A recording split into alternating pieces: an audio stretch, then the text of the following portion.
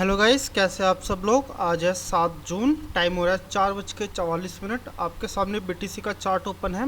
यह चार्ट आप 15 मिनट के टाइम फ्रेम पर देख रहे हैं। इस 15 मिनट के टाइमलाइन पर आप सपोर्ट देख रहे हैं 1,04,744 का, और वही अगर मैं आपसे रेजिस्टेंस की बात करूं तो रेजिस्टेंस है यहाँ पर 1,05,278 का।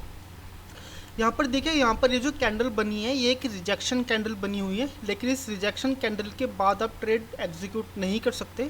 इसका सबसे बड़ा रीज़न क्या है कि ये जो आप कैंडल देख रहे हैं, ठीक है, तो फिर आप इस कैंडल पे देखिए कि यहाँ पर आपको एक अच्छी खासी कंसोलिडेशन आपको देखने को मिल रही है।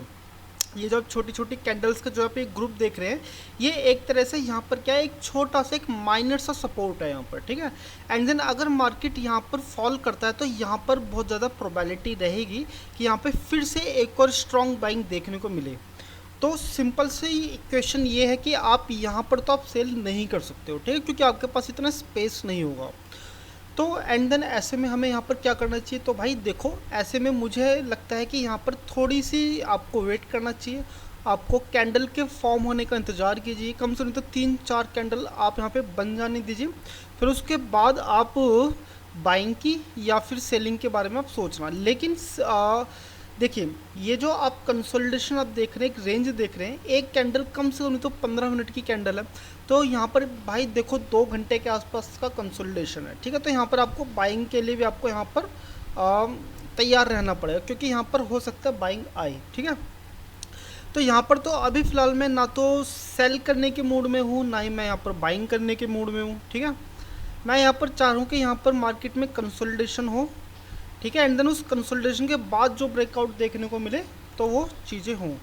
तो चलिए अब हम यहाँ पर 5 मिनट के टाइम फ्रेम पर चलते हैं एंड देन देखते हैं कि 5 मिनट के टाइम फ्रेम पर हो क्या रहा है। तो देखो, 5 मिनट के टाइम फ्रेम पर यहाँ पर सारी कहानी बदली हुई है। यहाँ पर मार्केट में ये जो आप कैंडल देख रहे हो 1 2 3 4, कम से कम नहीं तो 20 मिनट के आप यहाँ पर कंसोलिडेशन देख रहे हो, ठीक है।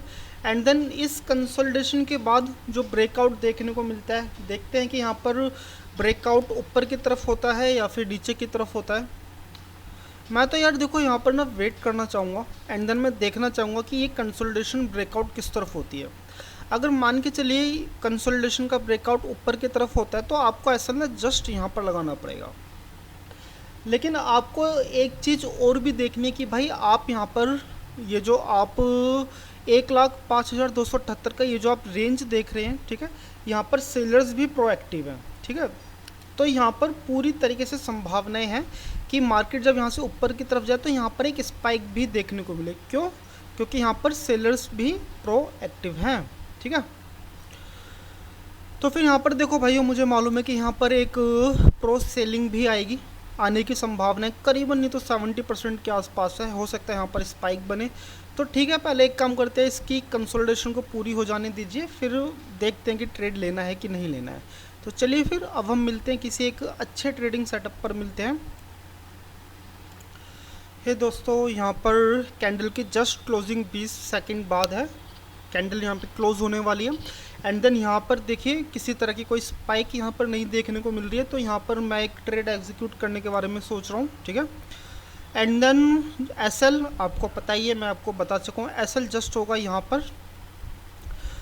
यहाँ पर देखो एक प्रॉब्लम क्या है कि हम ना जस्ट सेलर्स वाले जोन के अंदर हम एंट्री ले रहे हैं। ये जो आप रेजिस्टेंस देख रहे हैं ये सेलर्स का जोन है, ठीक है। एंड देन यहाँ पर मुझे मालूम है कि यहाँ पर स्पाइक आएगी, ठीक है, नीचे की तरफ मार्केट ज़रूर आएगा।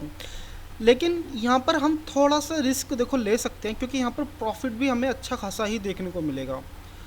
तो यहाँ पर मैं सोच रहा हूँ कि यार ये जो कैंडल है ना, थोड़ी सी ना स्पाइक नीचे की तरफ आए ना तो ज़्यादा मज़ा आएगा, ठीक है। ये जस्ट ऊपर की तरफ ना जाए, यहाँ पर स्पाइक लेकर के नीचे की तरफ आए एंड देन फिर स्पाइक के साथ जब ऊपर जाएगा और अपनी प्रीवियस कैंडल की जो टॉप है उसको ब्रेक डाउन करेगा, तो यहाँ पर ना ज़्यादा कॉन्फिडेंस डेवलप होगा ट्रेड लेने में।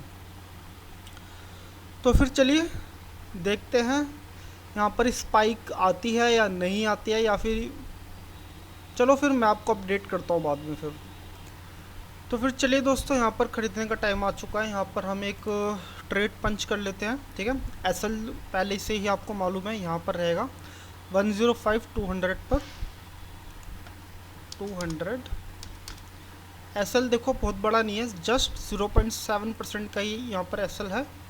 एंड देन देखो इस कैंडल की क्लोजिंग में जस्ट 2.5 मिनट के आसपास का टाइम है, तो इस 2.5 मिनट में तो हम एसएल ट्रेल नहीं करने वाले, ठीक है। हम एसएल ट्रेल करेंगे कब, जब इस कैंडल की क्लोजिंग आने वाली होगी, तो हम अपना जो एसएल है जस्ट इस कैंडल की स्पाइक पर हम यहाँ पर रख देंगे, ठीक है। तो चलिए फिर आपसे मिलते हैं हम 2.5 मिनट बाद, एंड देन देखते हैं कि यहाँ पर कहीं स्पाइक से हम एसएल में ना आ जाएं, ठीक है।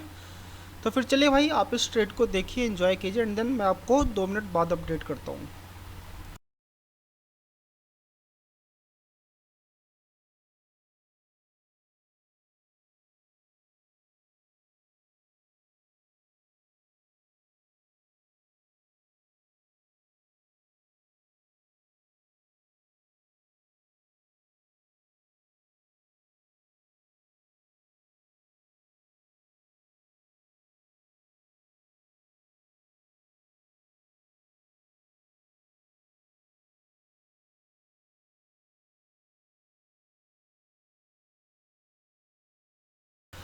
तो अब इस कैंडल की क्लोजिंग में जस्ट 1 मिनट के आसपास का टाइम बचा हुआ है, एंड देन हमारे पास अब वो एक एज है कि हम यहाँ पर थोड़ा सा प्रॉफिट हम सिक्योर कर लें, जो कि हम करेंगे, ठीक है।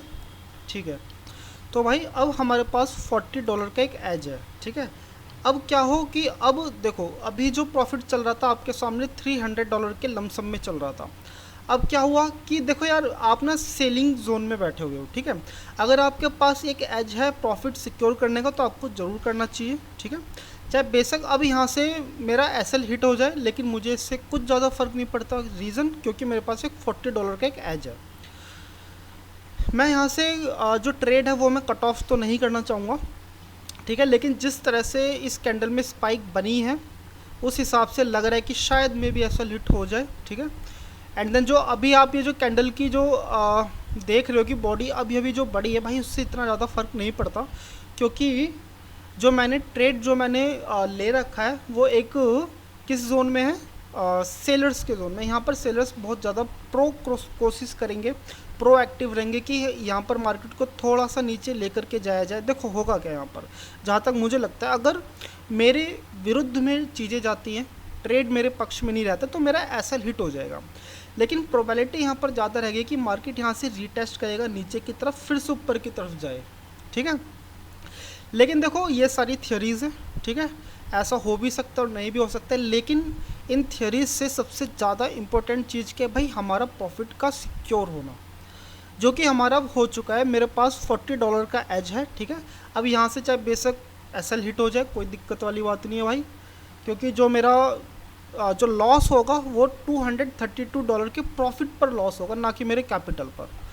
तो चलिए भाई, आपसे हम मिलते हैं 4 मिनट बाद, देखते हैं भाई कि हम यहाँ पे सरवाइव कर पाते हैं या फिर नहीं, या फिर $40 लेके निकलेंगे। चलिए आपसे बाद में मिलते हैं।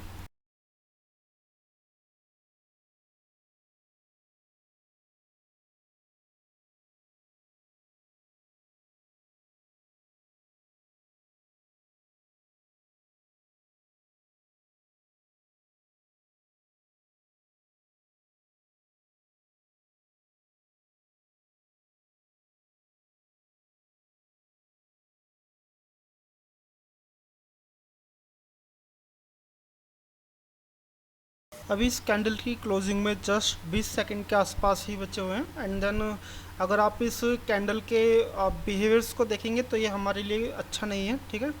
तो मैं तो इस कैंडल से अब निकल जाने में ही भलाई है, क्योंकि अगर यहाँ पर मूवमेंट आनी होती तो वो आ चुकी होती, ठीक है। यहाँ पर देखो $40 तो मुझे मिल ही रहे हैं, यहाँ पर $120 और मिलेंगे। तो फिर आप बताइए कि यहाँ पे निकलना बेहतर है कि नहीं।